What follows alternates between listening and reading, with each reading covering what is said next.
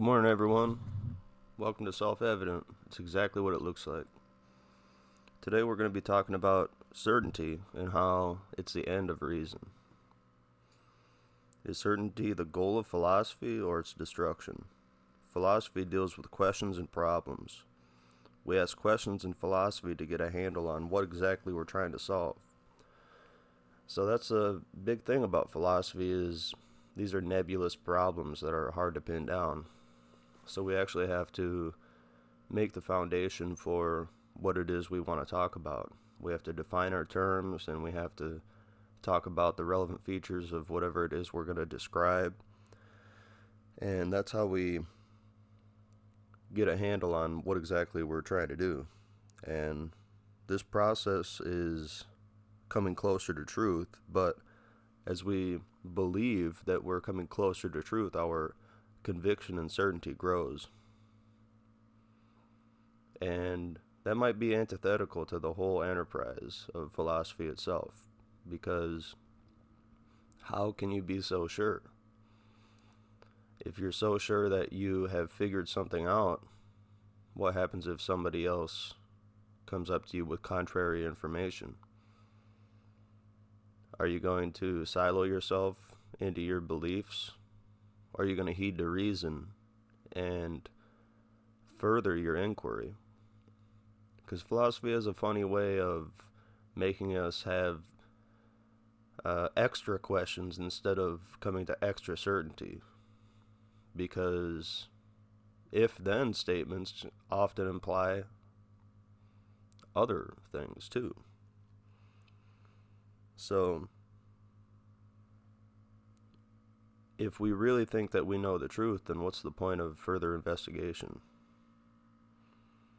Surely there are absolute truths out there. We can't just float off into nominal space and not even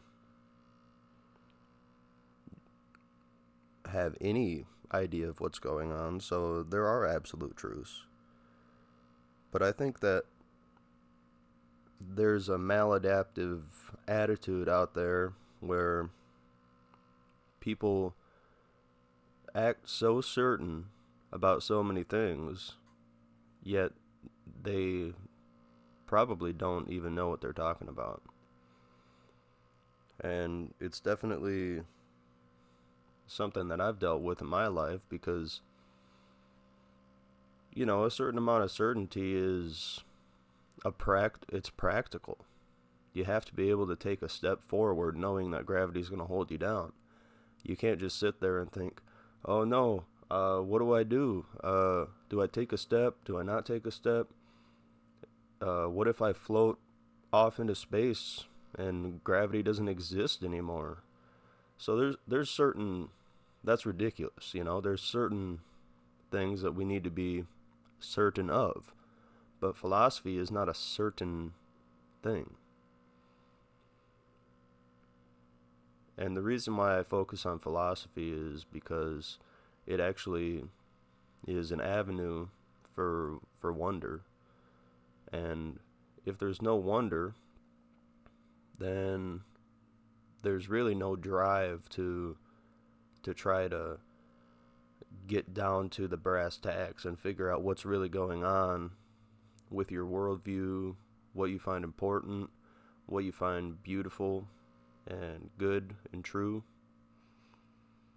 So, it's just it's an interesting scenario we're in, especially in Western culture. We have so many different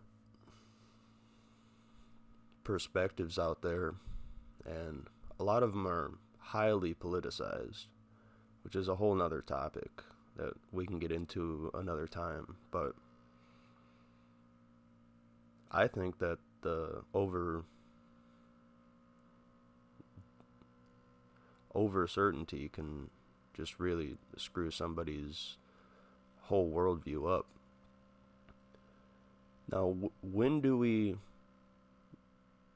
can we be certain in philosophy? I'd say that with the right definitions of your terms and the planning of exactly what you want to talk about, that's probably the easiest route to take when it comes to being certain about things. It's not so clear where the line needs to be drawn between certainty and inquiry. And it's really the whole goal of philosophy is to determine the truth. And if you're capable of suspending your beliefs and trying to form a more holistic, considerate point of view, then I'd say you're well on your way to being wise. Not that I'm wise, because often I'm certain about things that I'm just downright ignorant of. And that's probably just ideology from the way I was raised, and my different experiences have led me to believe things that might not be true upon further inspection. So I think that a certain amount of uncertainty is necessary, because otherwise you're just a know-it-all. And you can't exactly do that in life, because I think that the types of ideas that are really worth inspection are so vast that you can't even apprehend them with one mind. It's a collaborative situation. You can't just stake your claim on truth and tell everybody else that they're wrong. I mean, you can, but I think you miss the bigger picture that way. Because I think about this idea called distributed cognition. And the power of one mind is really impressive. I mean, each one of us has an intellect that can conjure up all sorts of different stuff. But